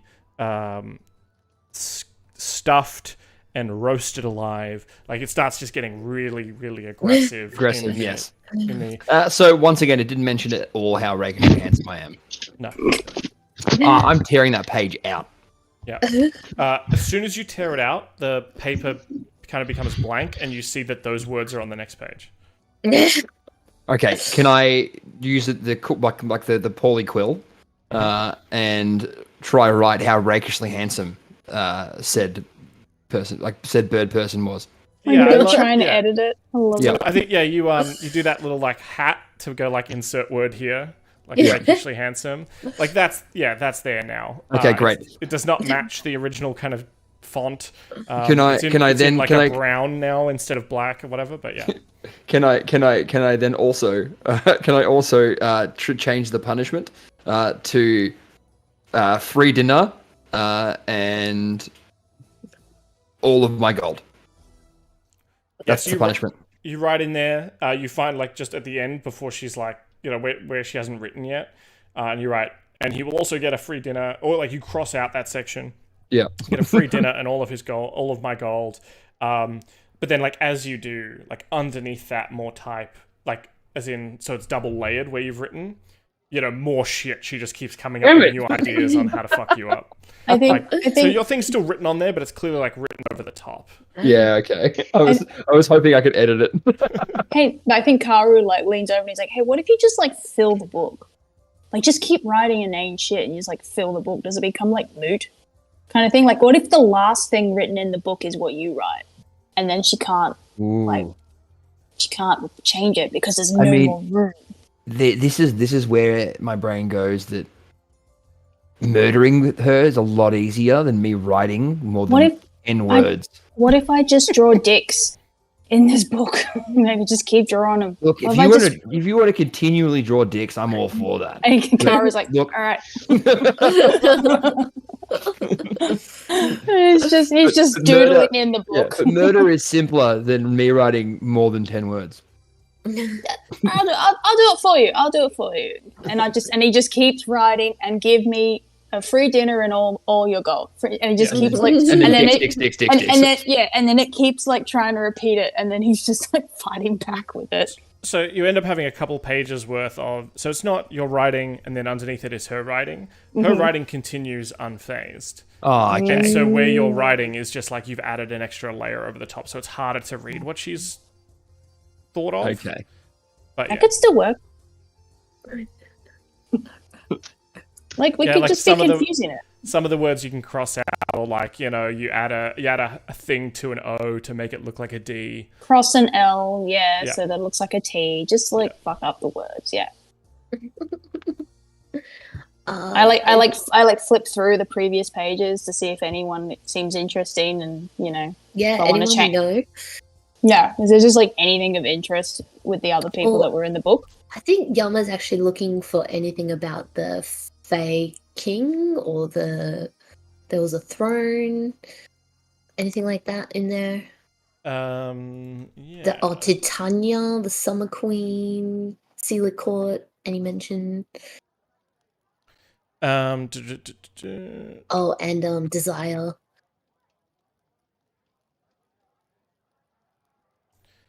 Let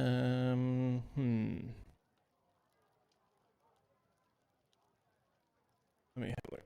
So, yeah, you see in there, you go back a couple of pages to find sort of earlier stuff that's in the Bavlorna's big book, Bad Blood, and you do see sort of small chapters about two other people. In fact, actually, give me an investigation check. Investigation. Oh, 13. You see a couple of names that look. There's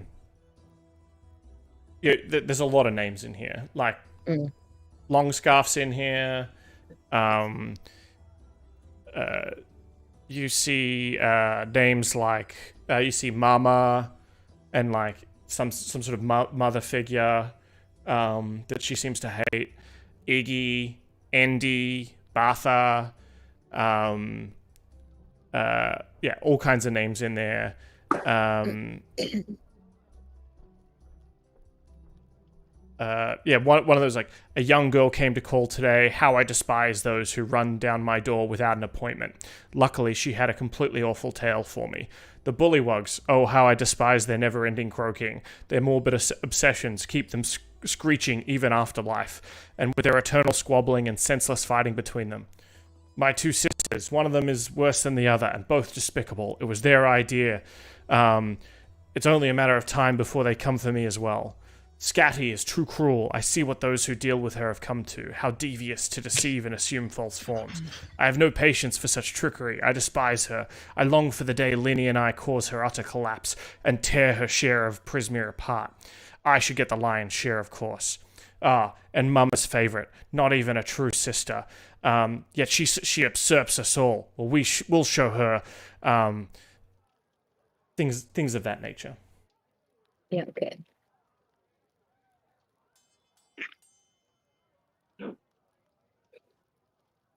It did look like she was amassing an army to look for us guys.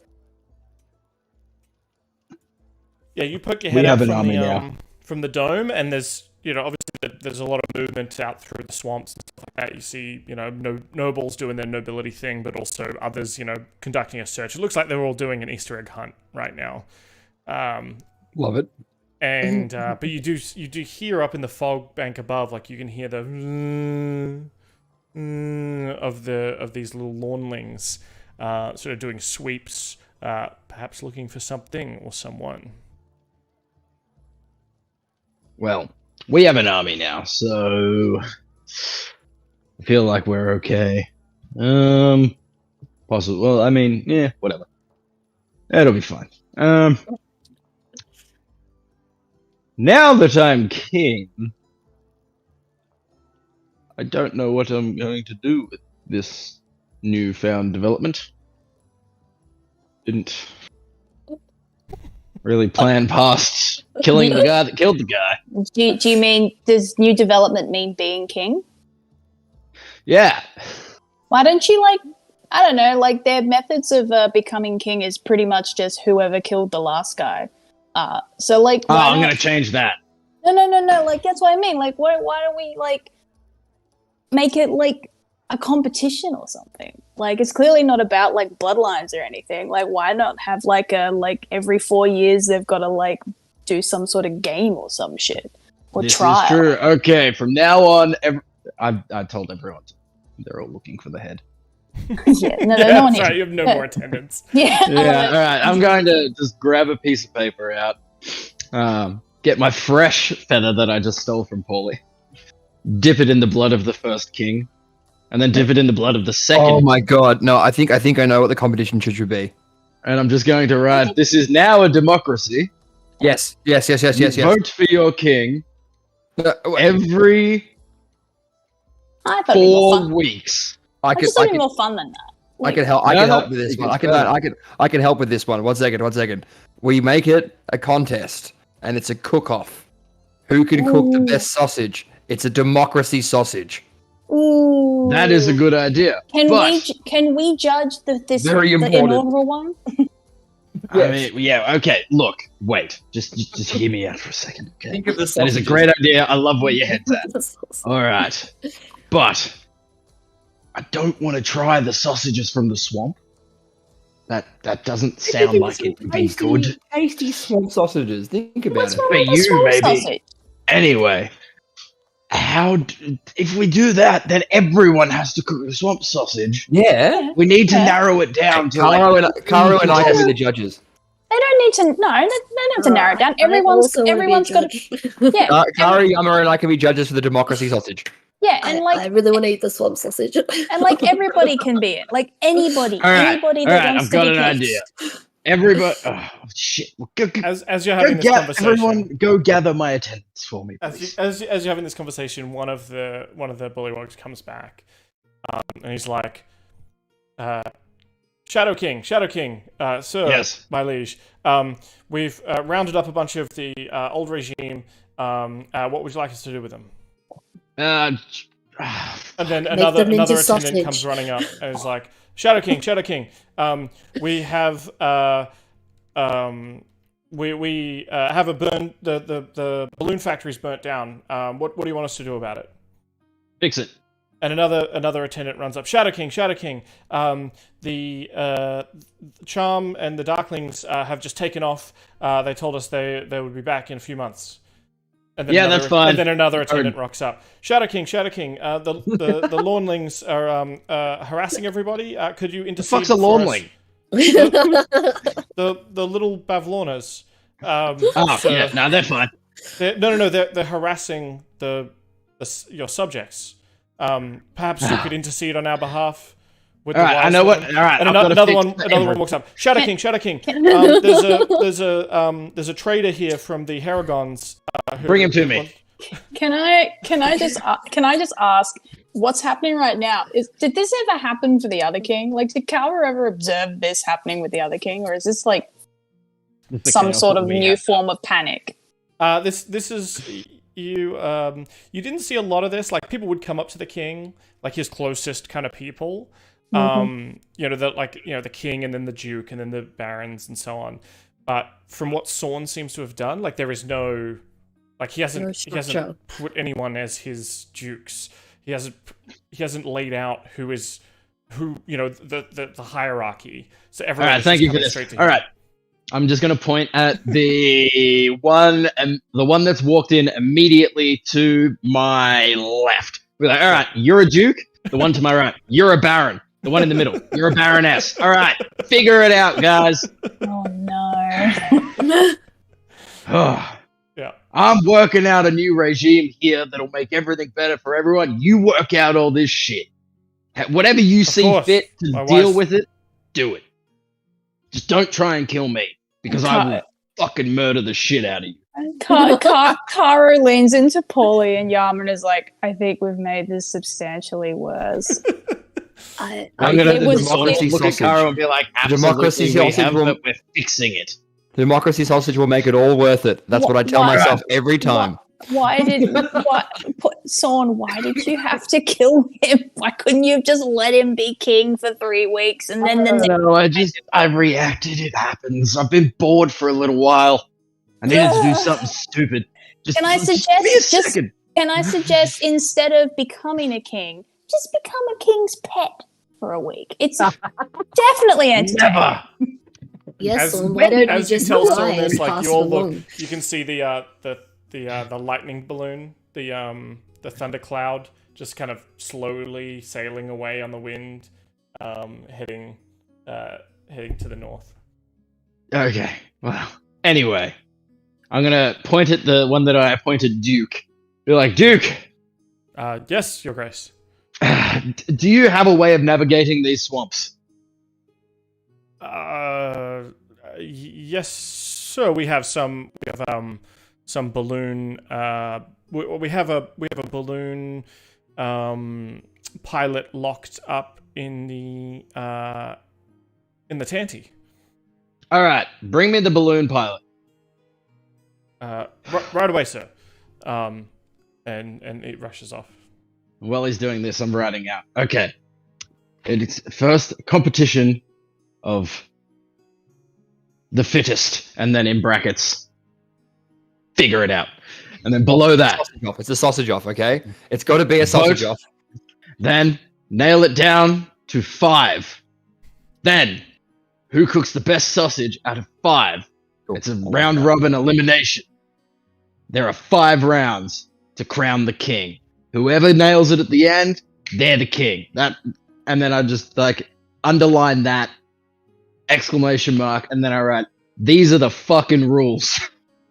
And I stick it to the back of the chair, and then I stand up and I wait for this balloon pilot to come.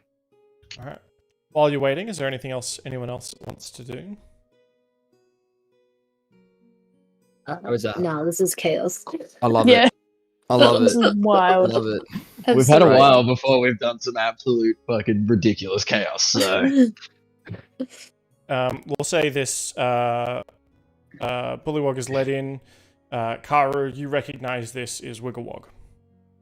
Is who, sorry? Wigglewog? Oh, The the one from that the prison. Yeah. I think Kara's like, oh, hey, you got out. She's brought in, but like hands bound in. Sort of Oh, you didn't reeds. get out. My bad. all right, I'm gonna say, and what is And your she, name? She looks down and like looks in horror at the dead Baron Blood. / King Illig. Never mind that. All right, what is your name? Wigglewog, sir. All right, Wigglewog, how do you feel about just tagging along with us? Like, you would not be a prisoner. You would be in our employ. Well, I am a subject of downfall, so if this is your order. Well, no, I'm not asking you if you would obey my No, order. you're- I'm asking, you're- would you like some freedom? Well, yes, of course, sir. All bullywogs want to be free. I mean, I stand by what I did. What did you do? I, and a friend of mine helped a fairy dragon escape from Bavlorna's cottage. That's whatever. That's fine. Yeah, I'm thinking it's. Yeah, you go, Cait. Was it that little dragon? The knight? Yes, he has like Yeah. a mustache. Oh, we Our know friend. him. Oh, they got away. Yeah. Yes. We helped it. Anyway, so here's a thing, all right? And like one of my pact papers pops up. Yeah. And it Here we says, go. "I will free you, but you will work for us until our goal is done." Until Desire is free? Yes. Which we are working on that. Like, that is our active point. She says, okay. She kind of looks at it, her hand's still bound, looks at it and is just like, okay, whatever you wish, my king. All right, touch this piece of paper. She touches the paper. It burns away. The pact is sealed. All right, you're free now. Unbind this person. They are protected by the king, and also in the employ of me. So As are we all, sir. yes, free them. Okay, should slice there. All right, cool. Come over here now. What was your name again? Sorry. Lot going on Wigglewog, today. sir. Wigglewog. Okay, Wigglewog. Welcome to the crew. So you are just going to help us for a little bit. People. You can help us for a bit, and we'll. Sorn, give me an Arcana check. Okay. Love Oh, that I we're just probably collecting. should've We're just done that collecting people. first. This is great. But we're like collecting all these like cursed people. That's another Yeah! Okay. Love it. Anyway, well, Wigglewog's part of our crew now. You definitely feel that there was something off with an 11. You feel that there was something off about that magical exchange, but you can't quite put your finger on it. Oh God, I've just screwed myself somehow. Anyway, well, welcome to the crew. That's fine. We'll figure out whatever. We'll figure something out for you. You're great. Where's your balloon? Do you know where there's a balloon? Like, wait, Duke, fetch. Wait, where are the balloons? We have one balloon. I regret to inform you, sir, was stolen before your reign, and we're still in the process of fixing our last remaining balloon. The balloon hut was burnt down, so we lost a lot of materials. But we have some of our best wogs on it, repairing the balloon right now. All right, go and place a plaque on that balloon saying "personal property of the Shadow King and Company." So that's mine now. And so I have another request. Will you be taking over? Will you be taking ownership of Ribble and Robert? What is Ribble and Robert? He points at Ribble, the crocodile. Ah. And he said, well, they obviously belong to the former king, but I mean, we can release them or I'm gonna look at the crocodile and just be like, "We cool?" Give me an animal handling check. We cool. 14. Let's see. Gang, gang, gang, gang, gang. It kind of blinks its eyes at you and doesn't bite you. Is it like a cat's blink, like a slow blink, or Yeah, it's like kind of a slow. It's still got Alright, like cool. little bits of like caviar and mussels and like small fish and stuff, just like around it where Karu was throwing food at it earlier. Yeah, but yeah, I'll take him.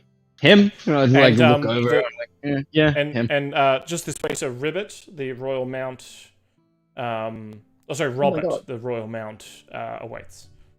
Ah, yes. All right. I will gift the Royal Mount to His Majesty Yama. Oh my god, I I'm have- gonna ride the frog. I have a spirit steed. That's fine. I'm gonna gift that in just to build relations between our two great nations. All right. A giant toad is led over to you, Yama, and the handler kind of hands you the reins. Please Amazing. fashion a fantastic saddle, one befitting someone of Yama's stature, something magnificent for a war toad. Can I like totally try and ride this toad? I'm so curious. So you're holding the reins. It's got like a little saddle on its back. Yeah.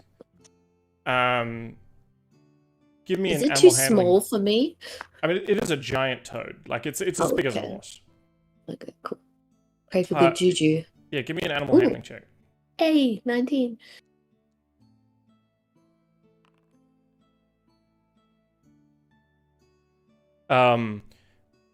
You walk over to it, and it opens its massive mouth and attempts to just like swallow you whole, but kind of like I mean, you've probably dealt with war horses and things like that. You're able to just kind of like keep moving its head away as it just keeps slowly Like, trying to nope. eat you. You're like, no, Nope. no. Okay, so that. He does the thing where you like what like people say to bite it on the ear back.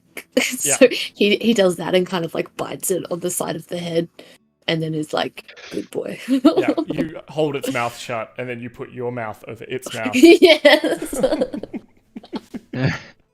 Amazing. Okay, so all right, there's Master Yama, King Yama. This is my gift to you between our two great nations. Shall we ever be in partnership? And I just sort of wink. And then I'm like, Yama makes a big bow, and he's like, "Indeed, my fellow Shadow King." Whatever. All the noble frogs that are still around, like there's a. I'm like, okay. All right, so the plaque is being fashioned for my balloon. You're repairing that. Wigglewub is now free and under my protection. As okay. are we all, as your subject. Yes, yeah, of course. But like, I made a close advisor, a close advisor of mine. So anything that Wigglewub, well, actually, maybe not. I don't know Wigglewub that well. Just sorry, Wigglewub. I've got to get to know you before I can give you that kind of power around here. You know. You feel a tugging on your sleeve. Sorn. I look down at my sleeve. You see a hand there, and you follow it up to an arm that is in a very familiar jacket, and it's Diana. And she says, look, I don't want to be ungrateful. I thank you very much for removing this curse. Do you think maybe I could get some clothes? Also, Yeah, that's a good idea. Say no more. Staying here? Like, what? Oh, no, are we we're going not. back to the ship now? Like, what else did you all need to do? We've got a few things. Like Diana here's in her mind. Okay. We've got a few things we need to just take care of here. I'm working out a way to get you back to the ship. Okay.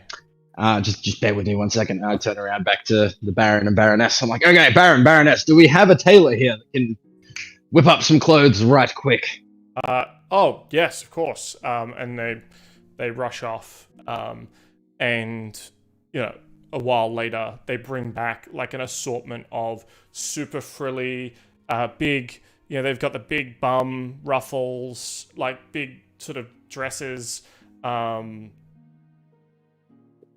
very similar to kind of what you know, the kings and the other nobility have been wearing. All right, Diana, take your pick. Anything you would like. Is there any kind of weapon that you would prefer in this form? I'm not just to defend yourself. Like you don't really need much of a fighter. And I guess like she walks over. I guess like picks up one of the small knives and goes like, I guess. Okay, yeah, just something. Like you never know in these parts. They're quite. I've just taken over. So I don't know what's going on. Just you never be too safe. Yeah, it's very impressive. Yeah, I work fast apparently. I don't know. That was pure impulse. Yeah. But yeah, you've got some clothes. You have a knife. Yeah, the rules. I'm gonna just say to the Duke, the Baron, and the Baroness. So these are the new rules. They are in place as of right now. So let everyone know that there will be a competition for the next king, not a competition of blood like it has been. We are changing this. It is going to be a competition of sausage. Sausage. This is how it's going to be. And then I'm also going to like look over my shoulder. What is this thing? Just one of the other frog people. Oh, it looks like a little dinosaur man. I wanted to like. So it's just like one of the small attendants. Let me show you what they. Yeah, they look a little bit more primitive. Looks cool. It looks cool as shit. Cute. Oh my god, that's so cute. I will clap my hands and be like, attendants, I need one for each of my guests. What, one of these guys? Yeah, for each of the guests while we're in town. Sure. Yeah. So yeah, a couple of these small. I want the swole guy with the crown. some of these smaller frogs, like squires perhaps, all rush about, kind of tending to your needs, bringing you food, bringing you tea, and the one of the attendants comes up again and says, "Excuse me, my liege. The wise woman's minions are really quite harassing the citizenry. I must please I forgive look me, straight but at the I Baroness and be like, I told you to handle this. She kind of looks a bit sheepish. She's like, so the king is usually the one that deals with her. Okay, I know how we not- can do this. Figured I've got it. It's just come to me. Okay? Gather my army. Alright. And I want to horns- gather them like over here. Yes. And sort of the Easter egg hunt ends as people kind of called to mustering, and over the next half hour or so, you are led to the proving grounds kind of near the jail, and there's sort of a whole bunch of bullywug knights lined up, some of them with sort of giant toads. They've all got their big glaive halberd. Okay. Alright, so here we go, guys. This is down to the meat and potatoes of it all. That wise woman. Yeah, look. I feel like now, be honest with me. What do you think of her? Just like I asked, like some of the higher up knights, Yeah. the ones that look a bit more off-season. She's very scary. I mean, she rules this entire domain. Of course, you, our liege, we are very scared of you too. But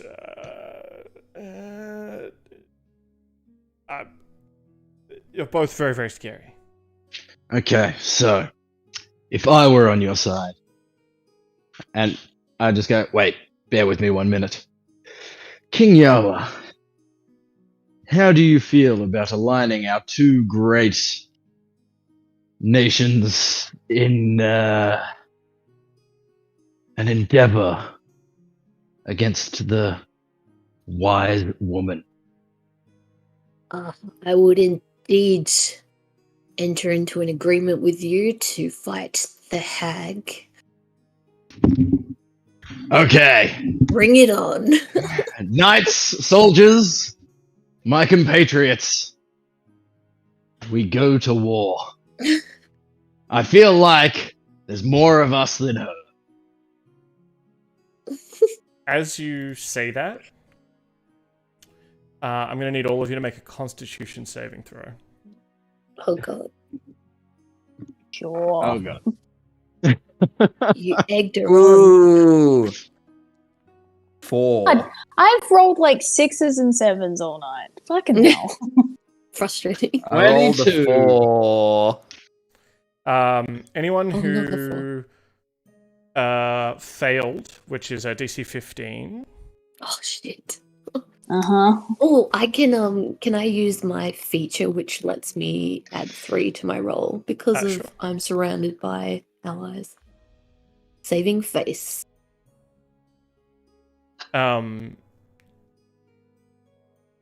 You, those of you who failed,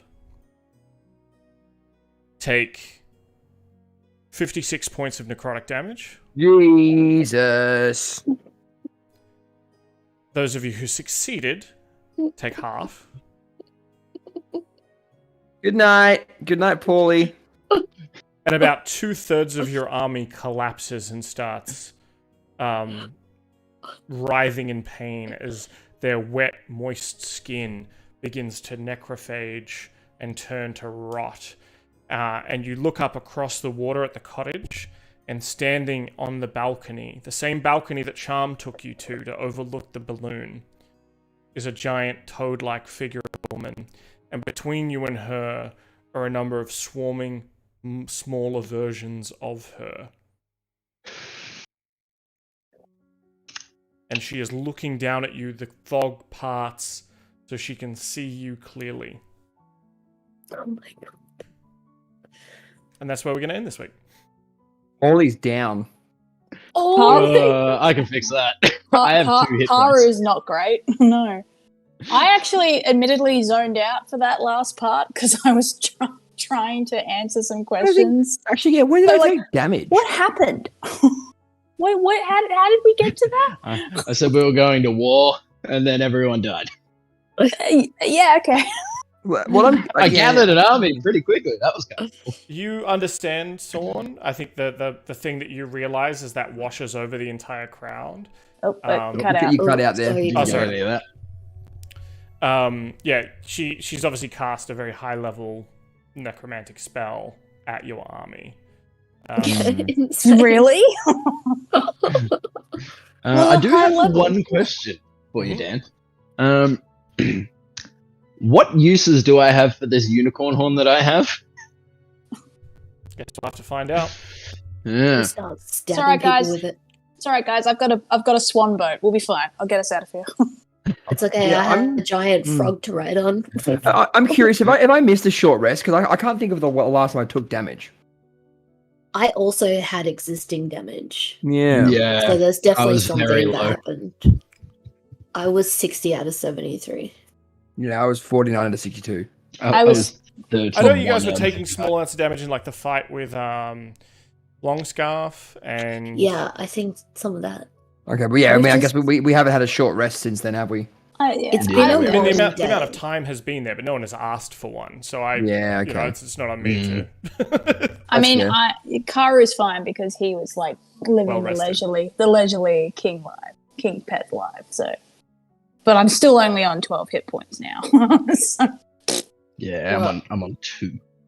I was able to push my save over the edge and I'm on 32 of 73, so I'm fine. practically at full health. Yeah. I'll be the last one standing and still shaking my fist.